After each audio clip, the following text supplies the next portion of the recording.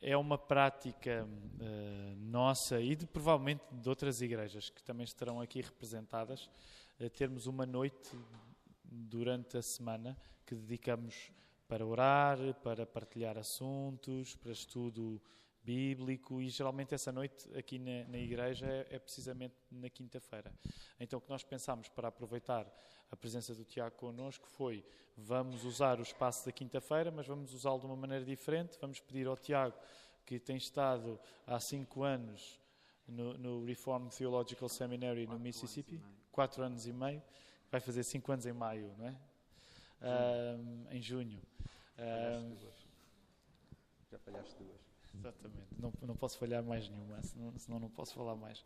Mas então, desde que o Tiago está lá, ele tem estado a estudar, nós temos partilhado sonhos com o Tiago, porque acreditamos que a formação bíblica é uma grande necessidade no nosso país.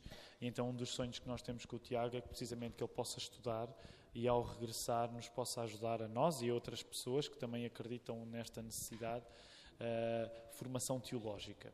Então, como o Tiago tem andado a estudar muito, e apesar de ele ter vindo em férias, mas nós queríamos aproveitar o tempo com ele. Então, ele hoje vai falar sobre o assunto. Eu não quero levar mais tempo, quero só dizer-vos como é que vamos funcionar, porque queremos remir bem o tempo, e daí também esta obsessão em começarmos sempre as coisas a horas, que em Portugal é sempre uma coisa assim meio estranha, mas mesmo para gerir bem o tempo e também para nós não estarmos a sair daqui demasiado tarde, e apesar de tudo é um dia de semana, e amanhã temos trabalho pela frente. Portanto, vamos fazer assim: o Tiago vai falar cerca de 40 a 45 minutos. Nós vamos ter um breve período de 10 minutos para perguntas que existam. Portanto, se algum de vocês tem perguntas, nessa altura vai ter a oportunidade para colocar. Depois temos uma pausazinha de 5 minutos só para descansar um bocadinho, e depois voltamos a ter uma segunda sessão de 40 a 45 minutos, e o compromisso é que às 10 está tudo terminado. Porquê? Porque as nossas reuniões costumam ir até às 9, mas hoje, pronto, aproveitamos e vamos um bocadinho mais tarde. Mas às 10 está terminado. Por isso, vamos orar, vamos pedir a Deus que nos dirija durante este tempo e que possa dirigir o Tiago. E que nós saiamos daqui ainda com mais fé do que quando entramos. Vamos orar. Obrigado, Senhor, Tu és o Deus do dia e da noite, és o Deus do sol e da chuva, e não há momento, não há estado do tempo que te escape. E por isso tudo Tu usas nesta noite. Chamaste estes, provavelmente outros ainda se juntarão a nós, e nós estamos contentes porque quando estamos juntos nós celebramos melhor aquilo que Tu fazes na nossa vida.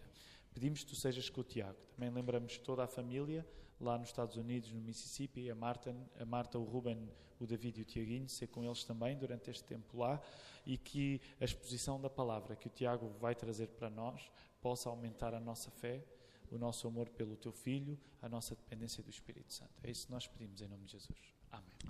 Amém. Boa noite. Eu vou deixar as minhas palavras mais formais para domingo, quando estiver com a igreja. Gostava de imediatamente passarmos ao nosso estudo e àquilo que viemos aqui fazer, e deixar essas palavras mais formais para domingo. Quando começámos a pensar sobre esta conferência, sobre estas palestras, obviamente uma das perguntas que surge, temos de decidir o que vamos falar.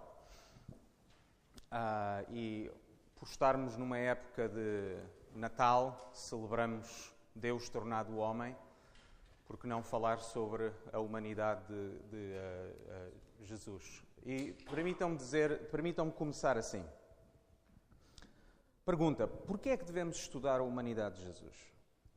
E eu julgo que não só por ser verdade, mas também porque, de certa maneira, é um tema que, em virtude, provavelmente, poderão haver outras respostas, mas provavelmente por uma questão histórica, damos mais ou tendemos a dar mais ênfase a Jesus enquanto Deus do que Jesus enquanto homem.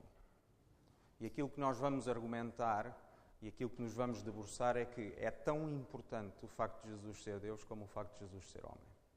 E se nós não entendermos o facto de que Jesus foi homem e verdadeiramente homem e ser humano, a nossa fé não faria sentido.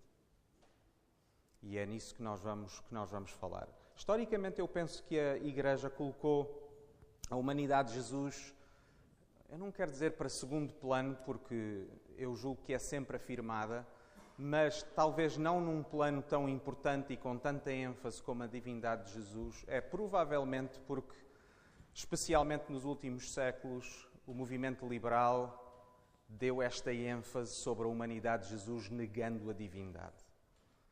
E, obviamente, a Igreja reagiu a esse ensino, enfatizando a divindade de Jesus. E, portanto, eu até me lembro lembro-me do meu filho.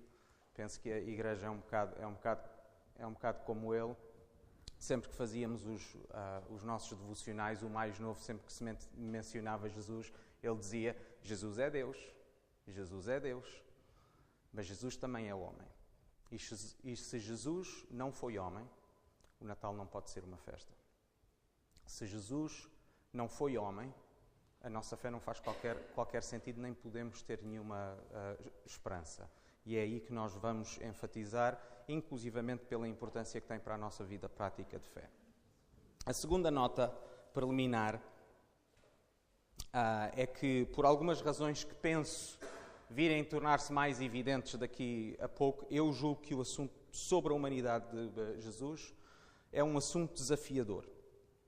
Eu vou fazer algumas afirmações que podem ser incomodativas para alguns. E deixem-me dizer de uma forma clara que eu julgo que podem ser incomodativas mais por ignorância do que por discordância. O que é que eu quero dizer com isto?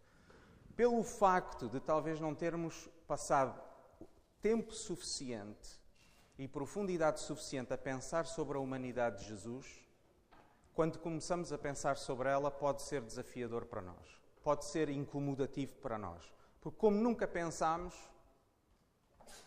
dizer que avançar para algumas áreas sobre o que significa ser humano ou o que significa ser pessoa, deixa-nos incomodados, porque pensamos sempre em Jesus enquanto Deus. E, portanto, deixem-me dizer isto e deixar claro que o que eu vou ensinar, e isto não é afirmação minha, que é algo que é ortodoxia cristã bíblica e histórica. O que eu vou afirmar é afirmado historicamente pelo movimento cristão. É algo que inclusivamente une, seja católicos, em termos de afirmação, seja ortodoxos, seja protestantes. E isso é alguma coisa muito importante, que devia ser, ou o que vamos abordar, devia ser básico para nós. Devia ser algo que nós tomamos como normal e que, se o fizéssemos, leríamos muitas passagens da Escritura de forma diferente e relacionaríamos com Deus, penso eu, de uma forma melhor. Uma terceira nota.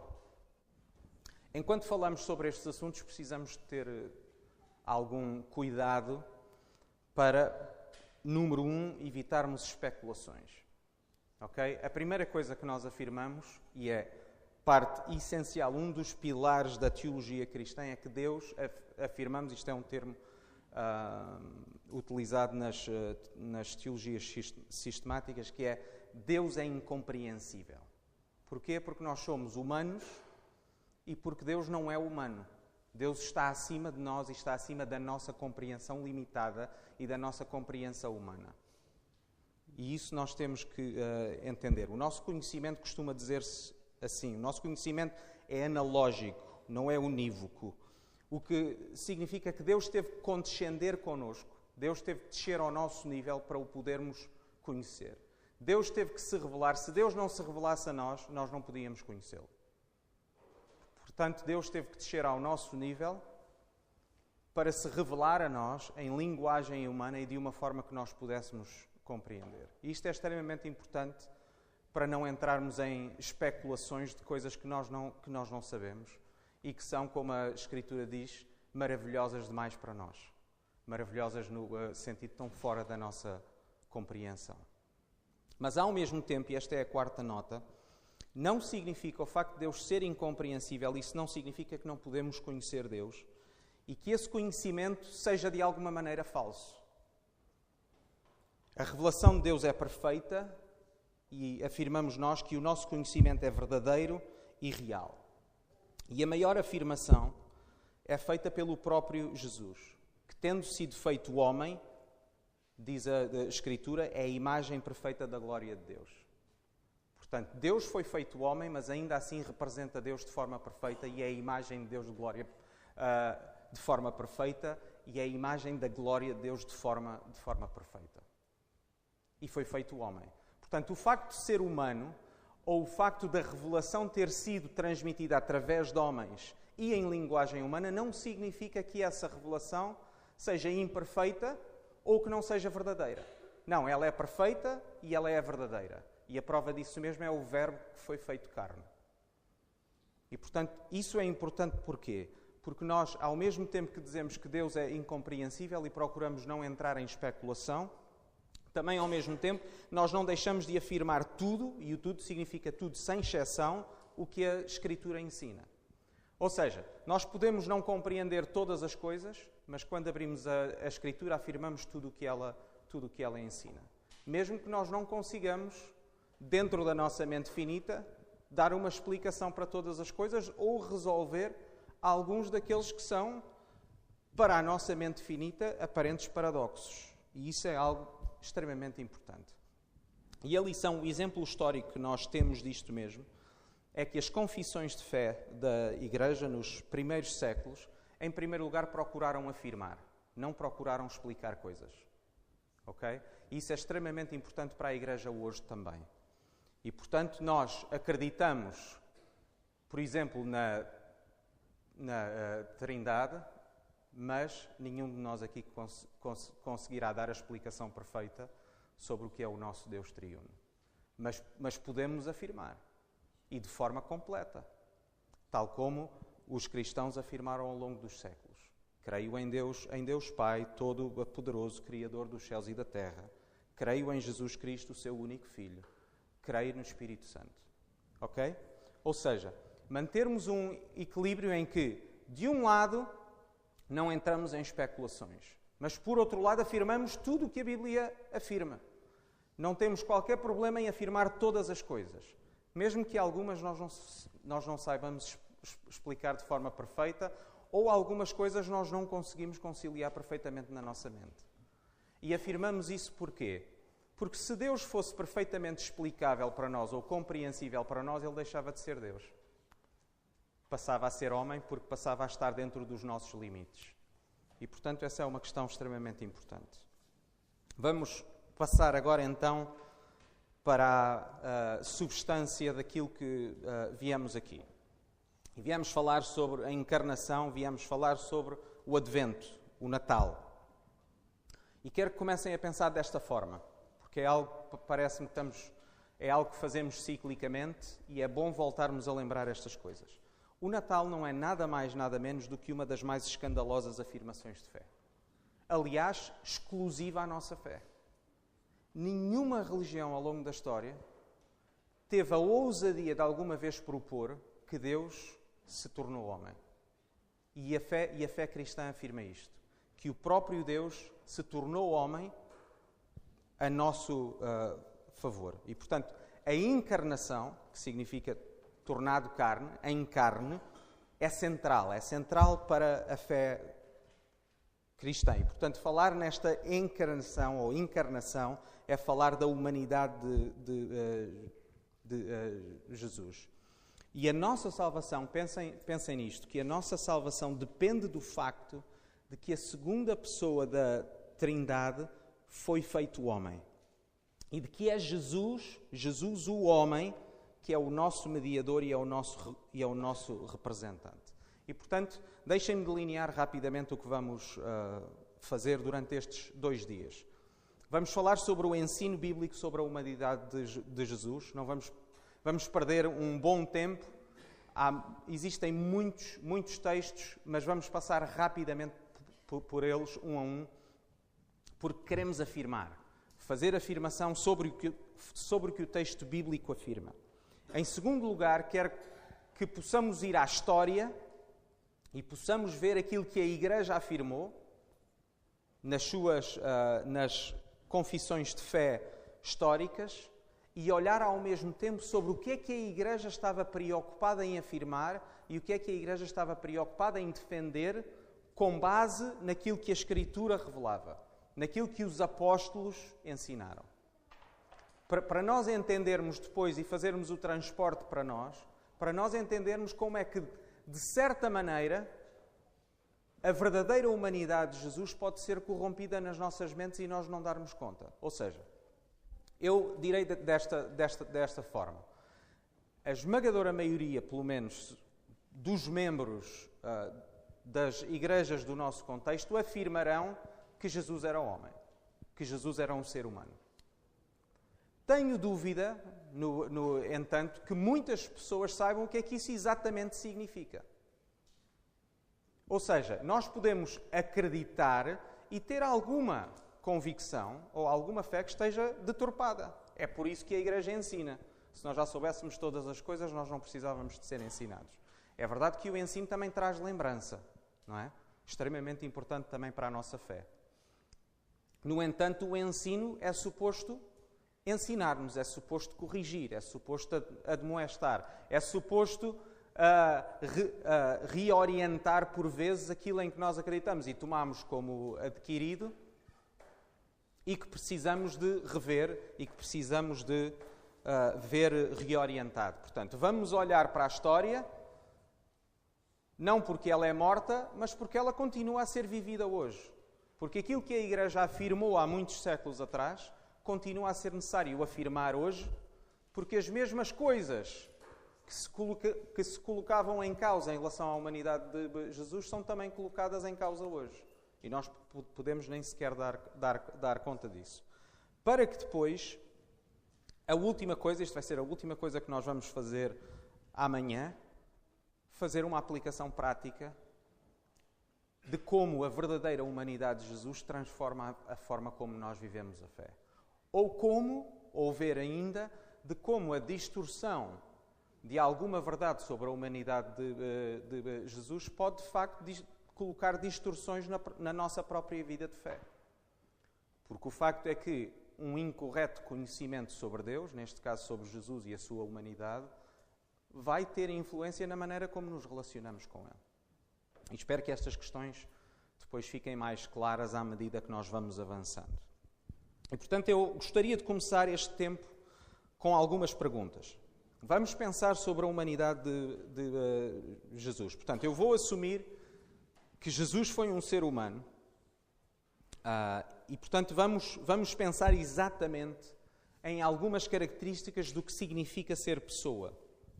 Se alguém, inclusivamente, tiver um papel e uma caneta, eu não vou perguntar a ninguém. Não vou pôr ninguém em xeque, não vou... mas quero que façam este exercício. Quero que façam este exercício de tentar responder a algumas perguntas para depois, face àquilo que nós respondermos, vamos à Escritura e vamos ver se aquilo que nós acreditamos sobre Jesus é de facto real ou não. Mais uma vez, não vamos tomar por adquirido que nós já sabemos. Porque esse é um dos grandes perigos da fé. Especialmente daqueles que têm muitos anos de fé. Que é dizermos assim, eu já sei estas coisas. No momento em que nós dizemos isto, já não temos capacidade para aprender nada. Portanto, vamos fazer algumas perguntas, vamos dar algumas respostas e depois disso vamos então ao texto bíblico. E a principal resposta que eu desejo ver respondida, embora esta seja muito grande, não vão de certeza... não é possível explicar completamente nos vossos papéis, mas basicamente é isto. Jesus foi ou não verdadeiramente humano? E esta é uma questão que não é tanto... Eu não estou a perguntar tanto se Jesus foi de alguma forma um ser humano, mas se Jesus foi ou não um ser humano como eu e tu. Se Jesus pode ser chamado, de facto, ser humano como eu e tu. Jesus foi um ser humano como qualquer um de nós? Ou não? E se não, em que áreas é que Jesus não foi como nós?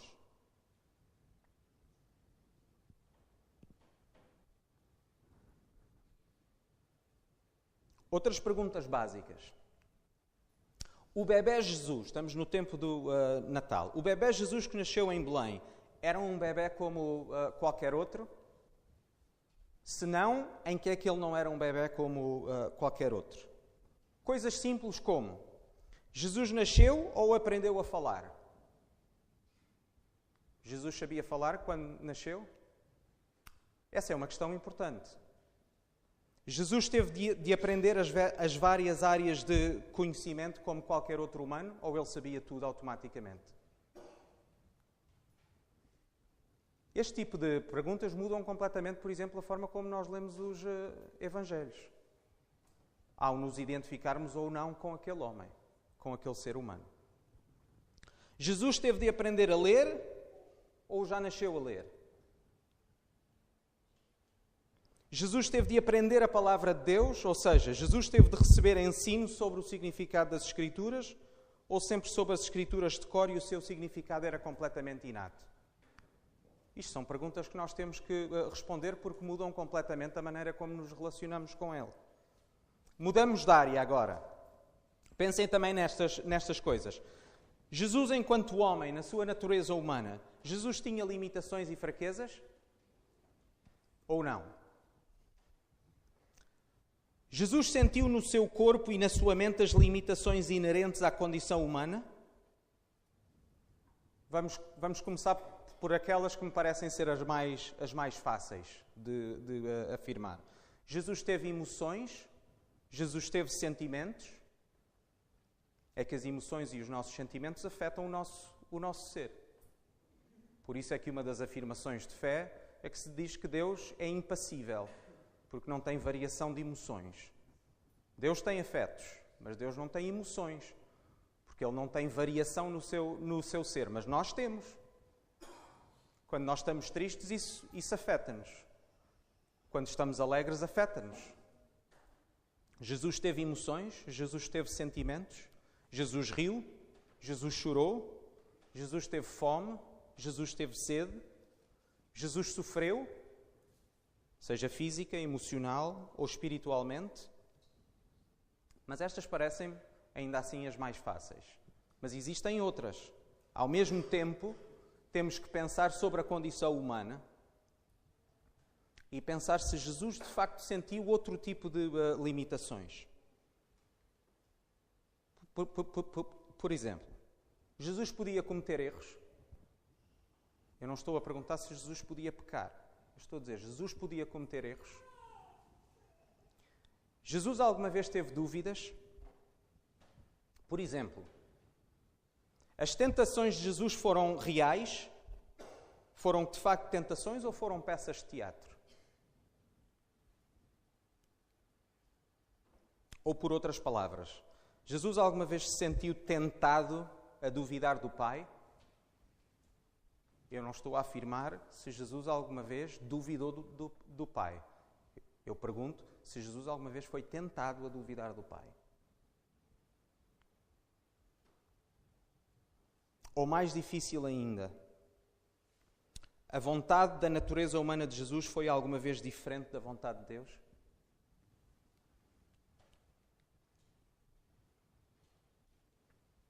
Vamos dar mais uma guinada e continuar mais algumas perguntas. Será que Jesus pensava como homem? Ou será que a sua mente era de alguma forma divina? Jesus teve de tomar decisões, como qualquer um de nós, com conhecimento limitado, ou não?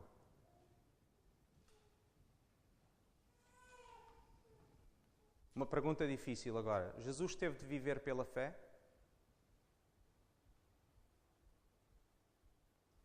Ou Jesus não precisava de fé na sua natureza humana?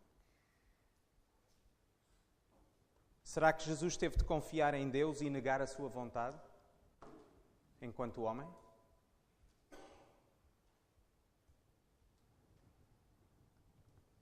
Vamos terminar esta série com mais estas perguntas.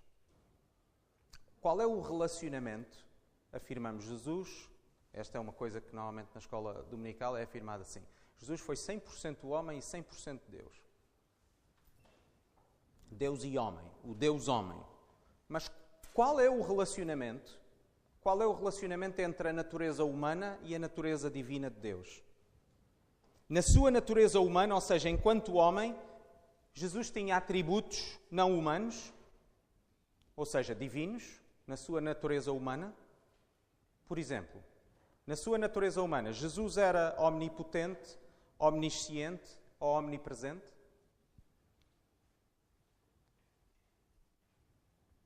Por exemplo, com que poder é que Jesus realizou milagres? Omnisciência. Jesus conhecia tudo sobre todas as coisas ou tinha limitações? Sobre a omnipresença. Jesus podia estar em mais do que um lugar ao mesmo tempo na sua natureza humana?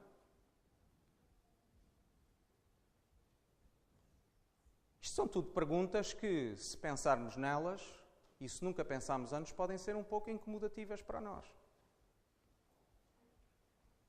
Mas, de certa forma, temos que as responder, porque a maneira como vamos ler os Evangelhos e a maneira como nos relacionamos com Jesus varia na maneira como nós respondermos a estas perguntas. Deixem-me dar um exemplo prático. Esta foi uma das coisas que eu mais ouvi. Não. Talvez não. Mas que eu ouvi com alguma regularidade durante o meu pastorado. Tanto aqui e já ouvi nos Estados Unidos também. Que é, dá-se um exemplo sobre Jesus dos Evangelhos, uma questão prática para a vida. Alguma vez ouviram a expressão, mas Jesus era Deus. O que é que isto significa? Imediatamente, Jesus não é completamente humano. A maneira como respondemos a estas perguntas influencia de forma radical a maneira como lemos os Evangelhos. A maneira como acreditamos ou não que Jesus era completamente humano. E, portanto, eu direi desta forma. A resposta a estas e outras perguntas semelhantes podem avaliar e ajudam-nos a avaliar o nosso conhecimento e a nossa fé acerca da pessoa de Jesus. E, por consequência, ao mesmo tempo, o nosso conhecimento e a nossa fé determinam a forma como nos relacionamos com a pessoa de Jesus. Este não é um assunto secundário na fé. Este é um assunto tão importante que o apóstolo João afirmou isto. Nisto conhecereis o Espírito de Deus. Todo o Espírito que confessa que Jesus Cristo veio em carne é de Deus. E todo o Espírito que não confessa que Jesus Cristo veio em carne não é de Deus. Mas esse é o Espírito do Anticristo, do qual já ouviste que há de vir, e eis que já está no mundo. Para o apóstolo João, o assunto da humanidade de Jesus era um assunto secundário? Não, era um assunto central para a fé.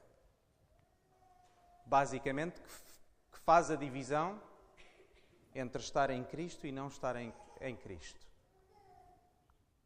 Entre salvação e não. E, portanto, pensem nisto. A encarnação, a humanidade de Jesus não é um apêndice na fé cristã.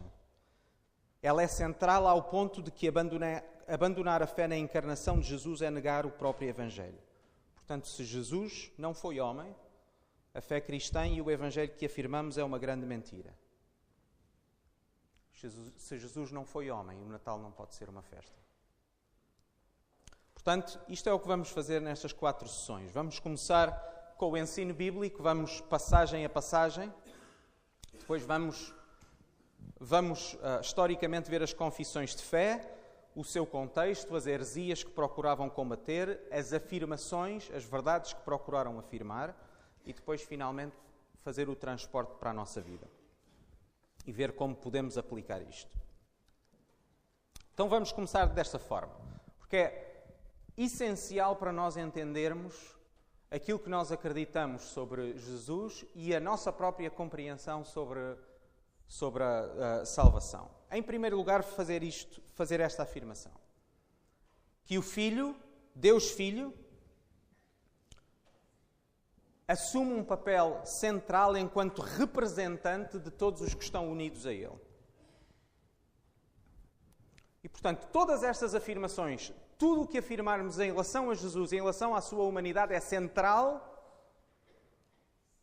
porque Jesus, afirmamos nós, é o nosso representante. Romanos 3, 6. Ou não sabeis que todos quantos fomos batizados em Jesus Cristo, fomos batizados na sua morte, de sorte que se fomos sepultados com Ele pelo batismo na morte, para que como Cristo ressuscitou dos mortos pela glória do Pai, assim andemos nós também em novidade de vida. Porque se fomos plantados juntamente com Ele na semelhança da sua morte, também o seremos na da sua ressurreição, sabendo isto, que o nosso velho homem foi com Ele crucificado, para que o corpo do pecado seja desfeito, a fim de que não sirvamos mais ao pecado. A união com Cristo é central na nossa fé. Nós morremos com Ele. Como Paulo afirmou aos Coríntios, porque o amor de Cristo nos constrange, julgando nós assim, que se um morreu por todos, portanto há uma ação de representação, Jesus esteve no lugar de todos os que foram unidos a Ele e de todos os que são unidos a Ele. Portanto, se um morreu por todos, logo todos morreram. Portanto, quando Jesus morreu, aqueles que já tinham sido unidos e aqueles que iriam ser unidos a Ele, morreram com Ele. Porque Ele representa todos.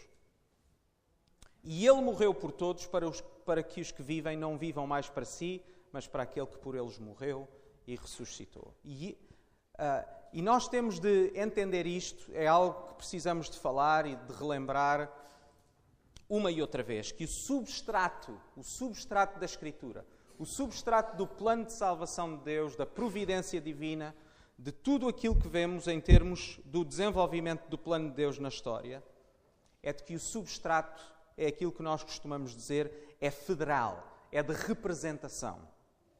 Sigam as Escrituras e vejam que nos próprios planos de Deus e na estrutura que Deus deu, seja na sociedade, seja na família, seja na igreja, a estrutura que Deus criou é federal, é de representação. E, portanto, se nós não entendermos isto, nós não vamos entender o próprio Evangelho. Porquê? Porque Jesus representa-nos e se Ele não nos representa, não existe salvação. Jesus é o nosso representante. Isaías 53 diz-nos que Ele era desprezado e o mais indigno entre os homens, homem de dores, experimentado nos trabalhos, como de quem os homens escondiam o rosto, Ele era desprezado e não fizemos dele caso algum. E agora vejam, verdadeiramente Ele tomou sobre si as nossas enfermidades e as nossas dores levou sobre si. Ele estava no nosso lugar. Se Ele não nos pode representar, nós não podemos ter salvação. Se Ele não nos pode representar, Ele não pode levar as nossas enfermidades. Se Ele não esteve no nosso lugar, Ele não pode levar as nossas dores. Portanto, Jesus é o nosso representante. Ele levou as nossas enfermidades porque Ele foi homem. De outra forma, não nos podia representar. E a Bíblia afirma que qualquer ser humano à face da terra, quer queira, quer não queira, quer reconheça ou não reconheça, quer esteja consciente disso ou não consciente, qualquer ser humano à face da terra é representado por um de dois homens. Ou estamos representados, ou estamos em Adão, ou estamos representados em Jesus. Romanos 5. Pois assim, como por uma só ofensa veio o juízo sobre todos os homens para condenação, portanto, o pecado entrou por um homem, esse homem é Adão, antes de nós existirmos, portanto, nós já nascemos, todas as pessoas nascem com uma natureza humana pecaminosa. Porquê? Porque somos descendentes de Adão e estamos representados nele. Assim como também por um só ato de justiça, e está a falar de Jesus, veio a graça sobre todos os homens para justificação de vida. Porque como pela desobediência de um só homem, muitos foram feitos pecadores, assim, mais uma vez, em modo de representação, pela obediência de um, muitos serão feitos justos. Portanto, nós só podemos receber a justiça de Jesus se Ele nos representar. 1 Coríntios. Porque assim como a morte veio por um homem, também a ressurreição dos mortos veio por um homem.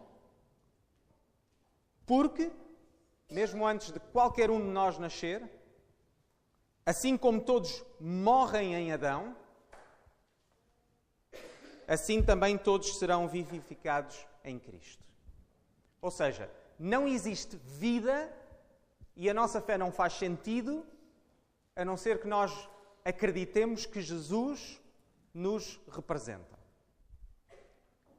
Se Ele nos representa, nós podemos ter salvação. Se Ele não nos representa, nós ainda estamos em Adão. Voltaremos a este texto mais tarde, mas vejam o porquê. Convinha que em tudo fosse semelhante aos irmãos. Quem? Jesus. E a pergunta é para quê? Ou porquê? Para ser misericordioso e fiel sumo sacerdote naquilo que é de Deus, para expiar os pecados do povo. A conclusão é esta. Vejam, claríssimo neste texto. É de que se Jesus não tivesse sido feito em tudo semelhante aos seus irmãos, Ele não podia ser o seu sumo sacerdote. O que é que o sumo sacerdote faz? Ele representa o povo. Neste caso, Jesus representa os seus irmãos. Se Ele não foi em tudo como nós, Ele não pode ser o nosso representante. Convinha que em tudo fosse semelhante aos seus irmãos, para ser misericordioso e um fiel sumo sacerdote. Não temos um sumo sacerdote, não temos um fiel sumo sacerdote, se ele não foi como nós. E, portanto, representação neste sentido implica semelhança. Implica ser como nós. Como diz o versículo seguinte, porque naquilo em que ele mesmo, sendo tentado, padeceu, pode socorrer aos que são tentados. E isto é muito prático. Se Jesus não pode ser como nós, não foi como nós, então Ele não nos pode socorrer nas nossas dificuldades, nas nossas tentações, nos nossos sofrimentos e, em última instância, não temos salvação. Ou seja, por outras palavras, naquilo em que Jesus não foi tentado e não sofreu, não nos pode socorrer. E ainda em Hebreus, porque não temos um sumo sacerdote, mais uma vez a ideia de representação sempre presente, que não possa compadecer-se das nossas fraquezas. Porquê? Porque Ele é um que, como nós, em tudo foi tentado, mas sem pecado.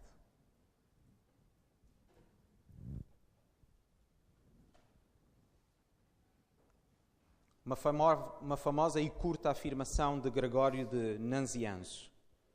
Aquilo que Ele não assumiu, Ele, Jesus, aquilo que Ele não assumiu, Ele não pode curar. E isto é apenas a representação do que a própria Escritura afirma, do que nós estamos a ver. Se Jesus não foi como nós, a nossa fé não faz qualquer sentido. Portanto, vamos às afirmações, começando pelas mais básicas e pelas mais simples, e depois vamos para as mais difíceis, procurando responder às perguntas que colocámos no início. Temos só mais 5 minutos para já. Depois passamos o resto para a próxima sessão. Ok. João 1,14. E o Verbo se fez carne e habitou entre nós, e vimos a sua glória como a glória do unigênito do Pai, cheio de graça e de verdade. E depois 3,16. Porque Deus amou o mundo de tal maneira que deu o seu Filho unigênito para todo aquele que nele crê não pereça, mas tenha a vida eterna. Ok, vamos fazer algumas afirmações simples e importantes. Algumas delas vão fazer mais sentido à frente e noutras sessões. Primeiro, lemos que o Verbo se fez carne. E, portanto, afirmamos imediatamente que só o Filho, só Deus Filho, é que se tornou carne. O Pai e o Espírito Santo não se tornaram carne, não se fizeram homens. Mas o Filho, sim. Em segundo lugar, o Filho tornou-se carne porque a sua natureza divina foi acrescentada à natureza humana. Isto é extremamente importante. Nunca, no texto bíblico, nunca em nenhuma altura, a pessoa do Filho, e vamos ver isso nas confissões de fé históricas, a pessoa do Filho não se tornou um híbrido entre homem e Deus. Isto é muito importante. As duas naturezas, a natureza humana e a natureza divina, são distintas na mesma pessoa. Vamos ver que isto faz uma grande diferença do ponto de vista prático. Porquê? Porque, por exemplo, Deus nunca muda. Deus não mudou porque Ele é imutável. O Filho não mudou a sua natureza, Ele acrescentou à sua natureza divina uma outra, que é a natureza humana. Em terceiro lugar, que Ele tornou-se carne. Isto é extremamente importante, porque uma das heresias históricas colocava em causa isto. Portanto, Jesus não tomou apenas um corpo humano e o usou. Ou Jesus não se tornou metade homem e metade Deus. Jesus tornou-se pessoa, tornou-se carne, tornou-se um ser humano. Ele não apenas se pareceu connosco, Ele era como nós. O Filho não apenas utilizou um corpo humano como instrumento, Ele tornou-se mesmo homem. E esta verdade é extremamente importante. Primeiro porque ela eleva ao escândalo da encarnação. Eleva este escândalo que é de que Jesus, sendo Deus, como diz Paulo aos Filipenses, não tomou isso como uma usurpação. Não se agarrou à sua posição e tornou-se homem. É uma humilhação, é um escândalo. E em segundo lugar, e pensem nisto, extremamente importante, sempre afirmado pela Igreja ao longo da história. Porque quando Deus Filho se tornou homem, Ele tornou-se mesmo homem e tornou-se homem por toda a eternidade. Ao ser tornado homem, Ele é o homem para todo o sempre. É Ele que vai reinar sobre nós. É Ele que já é o Rei, porque Ele ascendeu. Ascendeu com o seu corpo, como nós vamos ver.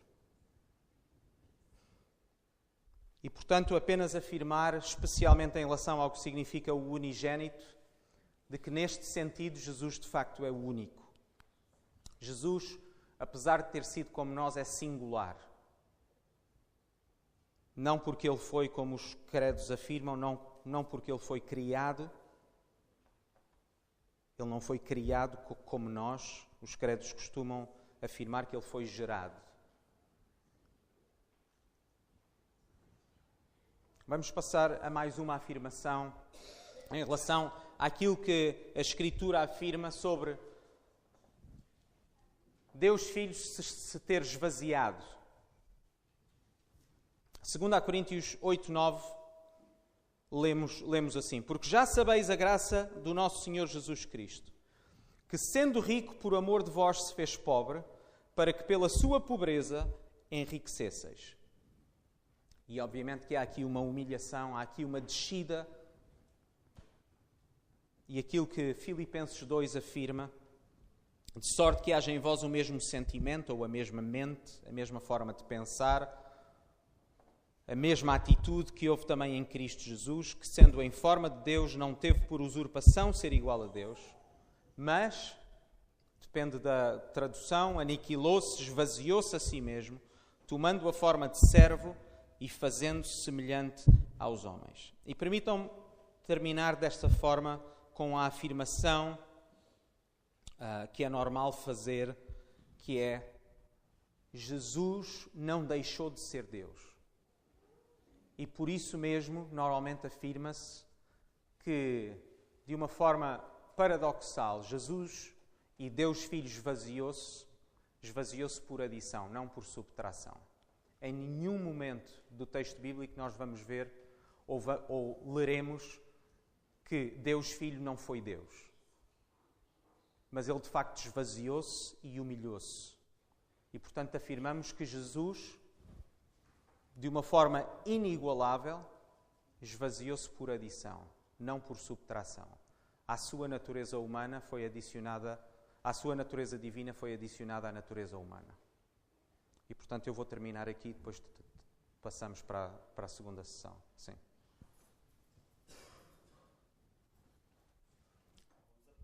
tempo, rapidamente, temos 5 minutos que vamos dedicar a perguntas que queiram colocar. Agora, as perguntas devem ser breves e não comentários, está bem? Mesmo perguntas, porque às vezes aproveitamos o tempo para fazer mais comentários do que propriamente perguntas. Alguém gostaria de colocar uma primeira pergunta? Força.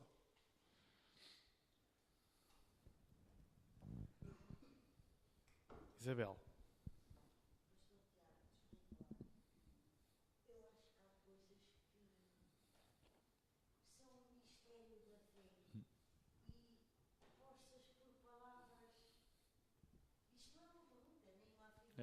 É um comentário, então. Lembre-se, mas deixe-me dizer isto. Eu tenho por hábito dar algumas notas preliminares e elas não são casuais. E isso é extremamente importante. Primeiro, nós não podemos esquecer que a revelação divina foi dada por palavras e nem por isso ela deixa de ser perfeita. Portanto, nós não temos vergonha de afirmar o que a Bíblia afirma. E teremos já muitos textos bíblicos em que aquilo que nós vamos simplesmente fazer é apresentá-los e dizer: afirmamos o que está escrito. Da mesma forma como nós afirmamos Deus ser incompreensível, no sentido de que Deus está acima da nossa compreensão. Mas o facto de Deus estar acima da nossa compreensão não significa, que não o podemos conhecer, e dois, que a sua revelação não seja perfeita. Ok? Uma das maiores maravilhas da afirmação da fé cristã é o facto de que Deus tornou-se homem e nem por isso foi imperfeito. Da mesma maneira, a revelação que foi feita por palavras humanas, não deixam de ser perfeitas porque Deus se revelou através de palavras humanas. Ok? E essa é uma questão extremamente importante, porque se por um lado nós temos que evitar especulações, e é por isso que eu quero apresentar textos bíblicos atrás de textos bíblicos, para que as nossas afirmações sejam com base no texto bíblico, não queremos especular. Por outro lado, também temos que afirmar tudo o que a Bíblia nos diz. Porque senão pensamos que o facto de Jesus ter dito que íamos ser ensinados, ou que temos que anunciar o Evangelho a todas as nações, ensinando-lhes o quê? Ensinando-lhes as maiores verdades da fé cristã. Foi o que Jesus disse? Não, ensinando-lhes todas as coisas. Jesus prometeu aos seus discípulos que o Espírito os ia dirigir a quê? A toda a verdade. E, portanto, nós não podemos ter vergonha de afirmar o que a Bíblia afirma. Embora, e vamos ver isso, chegamos a momentos em que nós afirmamos e dizemos, não conseguimos explicar isto, mas afirmamos. Por exemplo, a irmã acredita que o nosso Deus é triuno? Afirmamos isso ou não? Conseguimos explicar isso de forma completa? Não. Mas afirmamos. É a mesma coisa.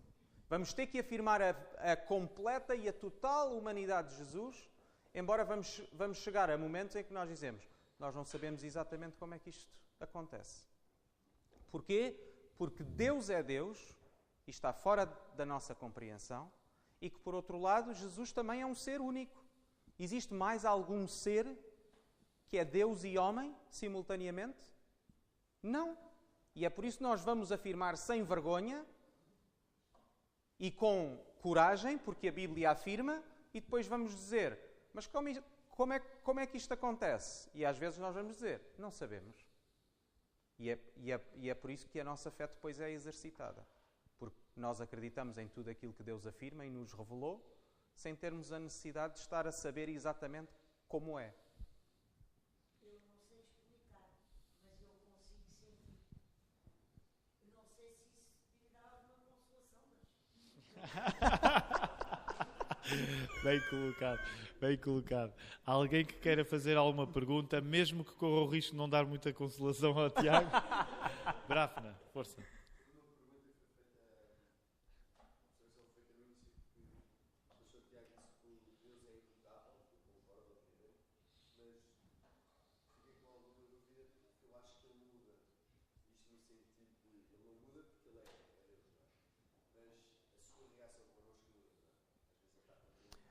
Na realidade, essa é uma coisa que eu... A pergunta terminou? Desculpe. Ok. Eu colocaria por uma questão de precisão a afirmação de uma forma um pouco diferente. É que Deus é imutável na sua natureza e naquilo que Ele é. E se formos ao texto bíblico, quem muda somos nós. A sua natureza permanece exatamente a mesma. Quando Deus muda a sua atitude para com o ser humano, foi porque o ser humano mudou. E, portanto, Deus tem que, por exemplo, reagir ao pecado por aquilo que Ele é. Ele não mudou, nós é que mudamos. Se é que faz sentido.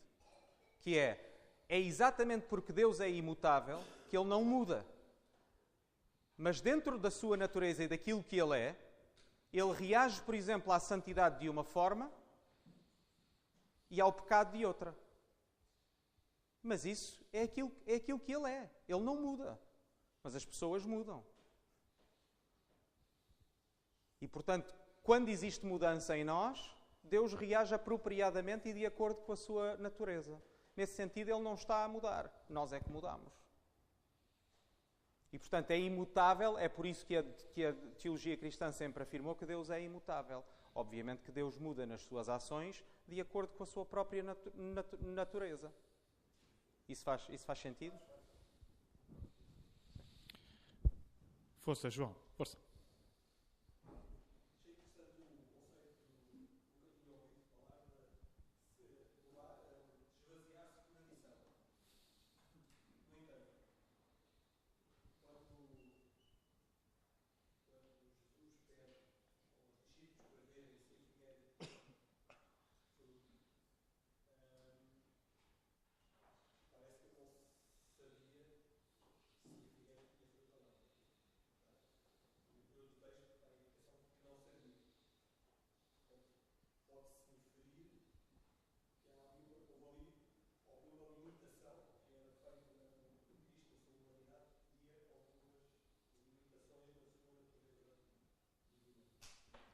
Eu não sei se já fiz esta afirmação ou não, mas se eu não fiz, irei fazer. É muito importante, e a Igreja sempre afirmou, duas naturezas distintas. Elas não se confundem. E, portanto, nesse sentido, sim, Jesus, enquanto homem e na sua natureza humana, teve as mesmas limitações que nós tivemos. E é exatamente por isso que nós vamos ver que Jesus pode, de facto, representar-nos. Porque se Jesus não sofreu essas limitações, Ele não sabe o que é ser humano. Obviamente que uma das perguntas que nós fizemos foi: Jesus foi em tudo igual a nós? Se não, em que é que Jesus não foi igual a nós? E isso também vamos responder. Mas ao mesmo tempo temos que saber afirmar e perceber o que a Bíblia afirma, que Jesus foi um ser humano como nós. Inclusivamente com esse tipo de fraquezas, como nós vamos ver. Não é o único texto em que nos afirma que Jesus não sabia alguma coisa.